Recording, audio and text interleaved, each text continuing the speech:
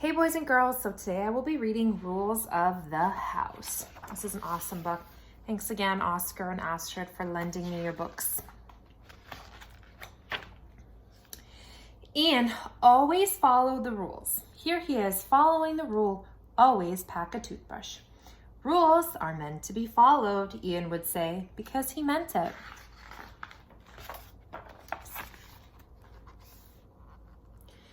Ian's older sister was Jenny, and she never followed the rules. Here she is breaking the rule, don't pinch. Ian pinched me, said Ian. No, I didn't, said Jenny. Don't tell lies, said Dad as he pulled up to their vacation house in the woods. This is a very important rule. The house in the woods was tiny and warm. The living room had a potbelly stove and a den that had a bearskin rug, and the bathroom had a clawfoot tub. Ian thought it was great.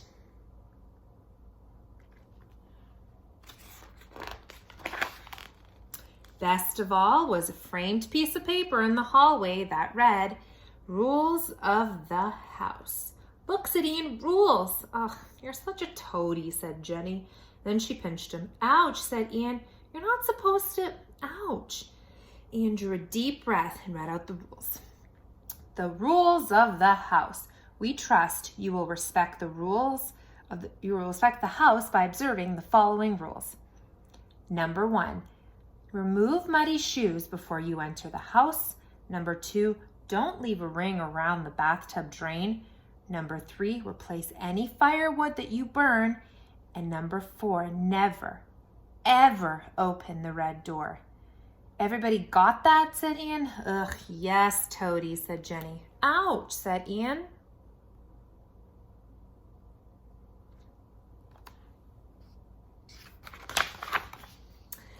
During the day, Ian and Jenny and Dad did forest things like hiking.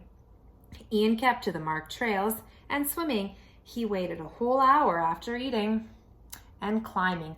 Ian climbed no branch higher than his head. But this is not a story about the forest. This is a story about the house.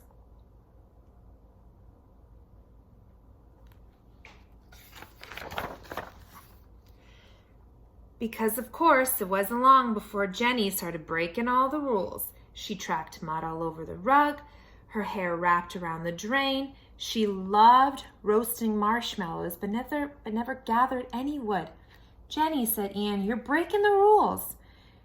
Ian, said Jenny, I wish you would disappear.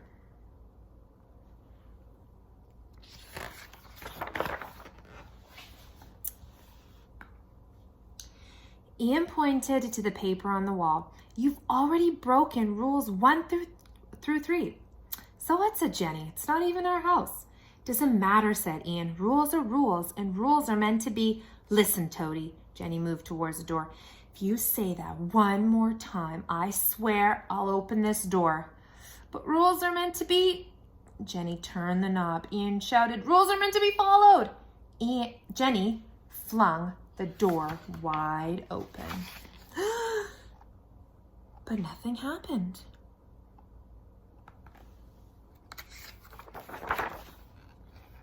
Until that night. Dun, dun, dun. The rug was the first to knock on their bedroom door.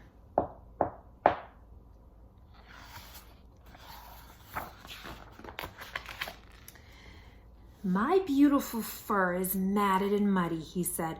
Who broke the rules of the house? We did, said Jenny. Liar, said Ian. It was only her. Toady, said Jenny.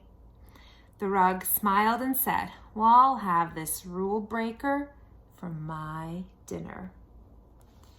I don't know if you guys can see very well, but the rug is right here.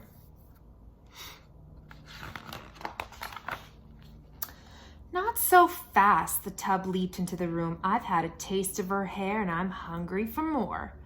I'll have this rule breaker for my dinner. Well, what about me, said the stove. My belly is empty and there's no wood downstairs. I'll have the rule breaker for my dinner. Those terrible creatures stepped closer and closer and Ian knew just what to do.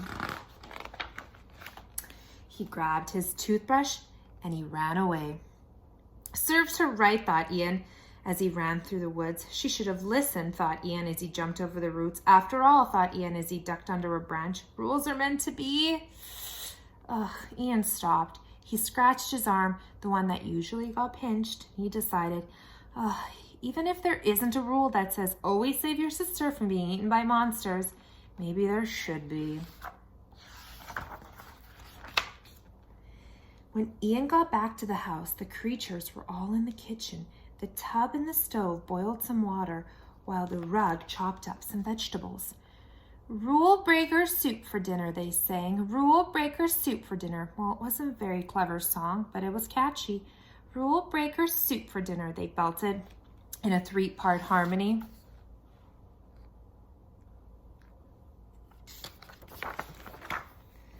Ian rushed into the kitchen. Stop! Don't eat my sister! But Ian, said the stove. She didn't follow the rules. Yeah, but, said Ian, but...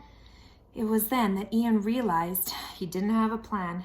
If you want to eat my sister, you'll have to eat me first. Brilliant. The monsters wouldn't eat him because Ian always followed the rules.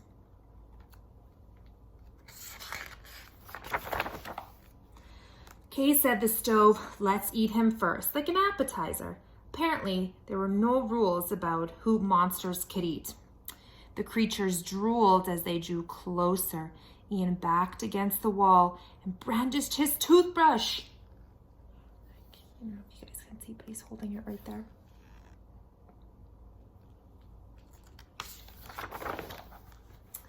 The monster stopped. What is that? Asked the rug. That red thing in your hand. Ian looked down. It's a toothbrush. A toothbrush? Asked the stove. What's that? Well, you use it to clean your teeth after you eat, said Ian. Don't you guys have toothbrushes? No, said the tub, looking very solemn. You've never even seen one before, Ian laughed. You were going to eat us and you don't even have a toothbrush? You're always supposed to pack a toothbrush. That's a rule. It is? Said the tub.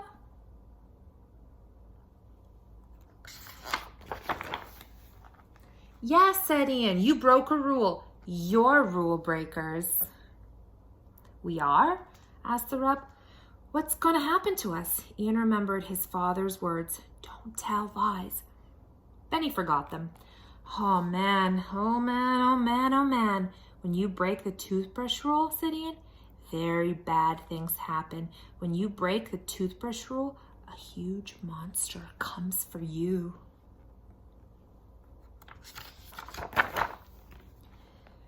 How big is that monster? Asked the tub. As big as you 3 put together, plus a little bit. Oh my, said the stove. Yes, said Ian, the monster has long hair and green eyes and sharp pink nails, and it creeps up behind you and gives you a pinch. Ian, said the rug, what is a pinch?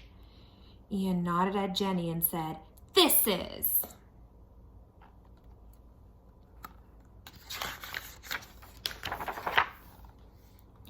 And Jenny gave each of the monsters a good hard pinch from behind. Ouch! Cried the creatures, and they fled down the hall and through the red door. Ian and Jenny slammed it shut behind them.